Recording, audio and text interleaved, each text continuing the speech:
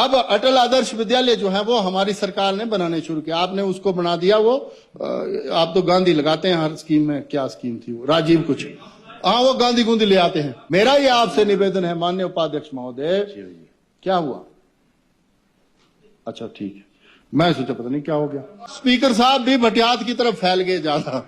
ये जिस तरह से माननीय शिव प्रताप शुक्ल जी से झूठ बुलवाया गया, मैं तो चाय पीते पीते भी उनको बोल रहा था कि आपको सच में ये नहीं पढ़ना चाहिए था। माननीय मुख्यमंत्री जी जो है वो ये इस तरह का झूठ ना बुलवाएं। एक बहुत धन्यवाद व्यक्ति हैं, ठहरो तो अभी बाइंड अप करता हूं, आपकी प्रशंसा करूंगा।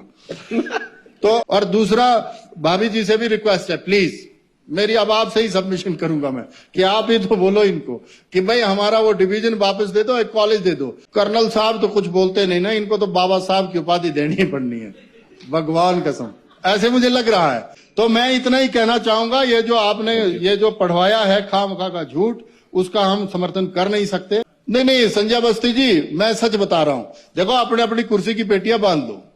ये फ्लाइट ऐसे उड़ेगी, ये ऐसे उड़ेगी कि जिसको जो खाना पीना पहले ही खा पी लो, क्योंकि माननीय मुख्यमंत्री जी की जैसी रफ्तार है तो पक्का ये क्रैश होगी चीजें, और पक्के बचेंगे वही जो थोड़ा बहुत काम करेंगे। तो मेरा ये निवेदन है, मैं तो हिमाचल की जनता से भी आग्रह कर रहा हूं, देखो हुआ क्या है, पिछली सरकारें जैसे जो योजना हमने चलाई वो योजना आपने बदल दी, जिसका जीता जाता उदाहरण ये है, उसका नुकसान जनता को होता है। अब अटल आदर्श विद्यालय जो है वो हमारी सरकार ने बनाने शुरू किया, आपने उसको बना दिया। वो आप तो गांधी लगाते हैं हर स्कीम में, क्या स्कीम थी वो, राजीव कुछ, हाँ वो गांधी गूंधी ले आते हैं। नहीं उसमें क्या है कि आपको फोकस करना चाहिए था कि भाई अटल पे फोकस कर लेते हैं, गांधी जी को उसको साथ जोड़ देते हैं। तो बेसिक फंडा तो शिक्षा देना है, बेसिक फंडा तो शिक्षा देना है for the sake of quality education in government schools. असर का सर्वे पढ़ रहे थे, annual status of education report का सर्वे पढ़ रहे थे, उन्होंने आधा पढ़ा, उसको पूरा पढ़ते तो उसमें सारा पता लग जाता। देखो मैं तो आपसे ये आग्रह कर रहा हूं माननीय उपाध्यक्ष महोदय कि आपने इतना सारा भाषण माननीय राज्यपाल महोदय से दिलवाया, ये ठीक किया, दिलवाया तो दिलवाया, इसमें क्या दिक्कत है। लेकिन जो प्रत्यक्ष चीजें हैं, जैसे चंबा जैसा जिला जो नितांत जो है वो आकांक्षी रहा है हर बार, उसको बहुत जरूरत है फीड करने की। आप जो है वो इंफ्रास्ट्रक्चर खड़ा कर रहे हैं, फिर मैं बोलूंगा तो फिर बड़े सारे लोग नाराज हो जाते हैं, इसीलिए मैं वो आज नहीं बोलूंगा, वो लास्ट के साल में बोलूंगा।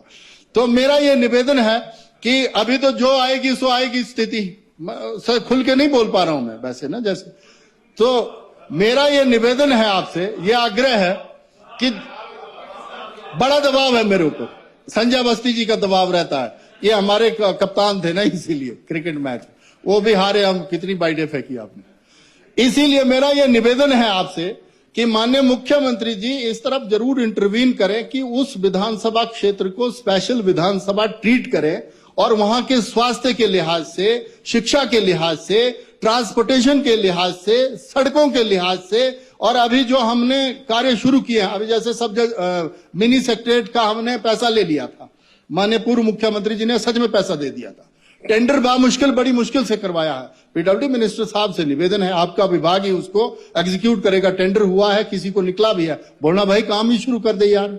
अब वो पता नहीं काहे को उसने खड़ा किया हुआ उस काम को। तो मेरा ही आपसे निवेदन है, अभी जैसे ये बरसात हुई थी उसमें बहुत सारे हमारे सड़क, जो मुख्य सड़क है चंबा तीसा, उसमें CIRF का जो वो पैसा मिलता है, इसमें हम माननीय गडकरी जी से भी मिले। अब मैं आपसे ये सबमिशन करना चाहता हूं माननीय मंत्री जी से, मुख्यमंत्री जी से भी, कि हमारा 2019-20 से हमारी सरकार के टाइम में भी गया, और आपसे भी विशेष आग्रह करना चाह रहा हूं, कोटी से लेकर के बड़ो से लेकर के कफाड़ी, ये लगभग 87 करोड़ की हमारी DPR वहां सबमिट हो गई है, और उन्होंने कहा कि हम अप्रैल में दे सकते हैं अगर मंत्री जी या सरकार रिकमेंडेशन देगी। आप स्पेशल ट्रीटमेंट हमें दो, क्योंकि हमारे हालात सच में, आप तो खुद वहां जाके आए, कई फ्रेजाइल एरिया ऐसे हैं जहां पर लूज टाटा है और वहां पर सड़क का टिकना बड़ा मुश्किल हुआ है, तो वहां पर हमें स्पेशल, और इस बार जो बारिश हुई है उसने भी बहुत डैमेज किया है, हमारी बैरागढ़ की सड़क में 2-3 डंगे गिर गए हैं, जिस तरफ मेरा भी घर है। दूसरी तरफ जो हमारी आयल की तरफ तो बस भेजते थे हम 2 साल पहले, लेकिन अब जो है वो वहां पर एक छोटी गाड़ी भी नहीं जाती, ये नकरोड से लेकर के। अभी जो है वो हमारे चांजू की तरफ जो है वो ये चलड़ा और बुलीन की तरफ हम जाते थे, लेकिन उस तरफ भी हमें दिक्कत हुई है। मेरा ये आपसे निवेदन है माननीय उपाध्यक्ष महोदय। क्या हुआ? अच्छा ठीक है, मैं सोचा पता नहीं क्या हो गया। तो मेरा ये हाँ चंबा की मेरा ये आपसे सबमिशन है कि प्लीज, और सरकार से for the sake of God, मतलब कुछ करो। ऐसे खा आप लोगों ने सच्चाई में हमें बर्बाद कर दिया। मतलब हमने एक ट्रैक पकड़ा था, स्पीड पकड़ी थी। अब बिलासपुर में अगर मान लो डेवलपमेंट नहीं होगी तो बिलासपुर तो दिल्ली से भी चल रहा है, वैसे भी चलेगा। अच्छा, हमीरपुर में मुख्यमंत्री जी हैं, वो वैसे ही चलेगा। शिमला में सरकार बैठती है तो इनके आला ऑफिसर्स यहीं के हैं, तो कुछ ना कुछ रहता ही है, एरियाइज्म, ये इज्म, वो इज्म, उसमें चले रहते हैं। लेकिन हमारी सुध कौन ले? पंगा तो ये हुआ है। इसीलिए मेरा ये निवेदन है माननीय स्पीकर साहब से। स्पीकर साहब भी भटियात की तरफ फैल गए ज्यादा, तो मेरा ये निवेदन है आपसे। स्पीकर साहब तो अब क्या बताऊं मैं, मेरा इनसे भी निवेदन है। महाजन साहब तो आप नहीं भेजे हैं इधर, तो महाजन साहब काम कर रहे हैं, बहुत जबरदस्त काम कर रहे हैं दिल्ली में, वो तो अग्निहोत्री जी को ज्यादा पता है। मेरा ये निवेदन है सरकार से कि ये जिस तरह से माननीय शिव प्रताप शुक्ल जी से झूठ बुलवाया गया, मैं तो चाय पीते पीते भी उनको बोल रहा था कि आपको सच में ये नहीं पढ़ना चाहिए था, क्योंकि ये तो हर गजब पढ़ाते हैं खामखा का, और जो है नहीं वो पढ़ना काहे को भाई। अब आप लोगों की तो मजबूरियां हैं। बुटेल साहब की मैं समझ सकता था, क्योंकि गोकुल भाई साथ साथ होते हैं, जोर से उनको चिल्लाना पड़ेगा, उनकी तो मजबूरी है। और मैंने तो कहा है, देखो ऐसा है ना, माननीय मुख्यमंत्री जी का है अपना फार्मूला। कुछ मामलों में तो हम उनकी भूरी भूरी प्रशंसा करते हैं, जिसको ठीक करना बड़े बंदे ठीक कर दिए, किए आपकी तरफ ठीक, मतलब ठीक कर दिए। और दूसरा मेरा ये आग्रह है, माननीय मुख्यमंत्री जी सुन रहे होंगे, मैं ये उनको फॉरवर्ड भी कर दूंगा कि भाई हमारा जो स्वास्थ्य संस्थान मेन तीसा था, जो पीएचसी बैरागढ़ की खाई वो तो कोई बात नहीं है, जो कॉलेज खाया वो भी कोई बात नहीं है, जो हमारा वो एक और पीएचसी कोहाल की ले गए कोई बात नहीं, और कई संस्थान ऐसे हैं जो ले गए, कोई दिक्कत नहीं है, कर लेंगे हम गुजारा, अभी तो कोई दिक्कत नहीं।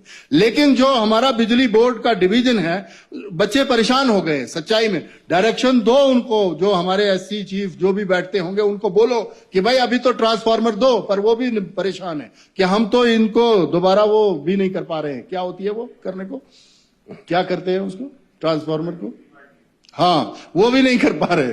तो मेरा ये आपसे ये निवेदन है कि माननीय मुख्यमंत्री जी जो है वो ये इस तरह का झूठ ना बुलवाएं।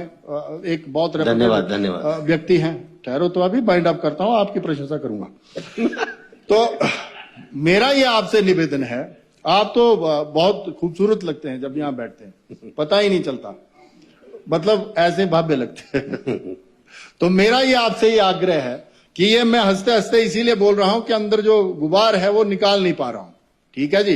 पर मैं ये विश्वास रख रहा हूं कि माननीय मुख्यमंत्री जी कम से कम वो डिवीजन की बहाली कर दें, और वो जो मसनून का कॉलेज हमारा उड़ाया है वो जरूरी है, जहां जरूरी है वहां खोलने चाहिए संस्थान। और चुराह को आप नदौन के साथ ट्रीट ना करें, मतलब ऐसे वो कंपेयर ना करें। और दूसरा, भाभी जी से भी रिक्वेस्ट है, प्लीज मेरी, अब आपसे ही सबमिशन करूंगा मैं कि आप ही तो बोलो इनको कि भाई हमारा वो डिवीजन वापस दे दो, एक कॉलेज दे दो। पीएचसी चलो वो ले लेंगे हम, जब माननीय जयराम जी आएंगे फिर चीफ मिनिस्टर बनेंगे। कर्नल साहब तो कुछ बोलते नहीं ना, इनको तो बाबा साहब की उपाधि देनी पड़नी है, भगवान कसम, ऐसे मुझे लग रहा है। तो ये है भी बाबा साहब की तरह बोले हैं ये भी, तो इनको भी पता नहीं लगने देते, हमारे मित्रों को उठा देते हैं और वो इनको भी पता नहीं चलता। गुरु जी करो ये। तो मैं इतना ही कहना चाहूंगा, ये जो आपने ये जो पढ़वाया है खामखा का झूठ, उसका हम समर्थन कर नहीं सकते। धन्यवाद आपका माननीय डिप्टी।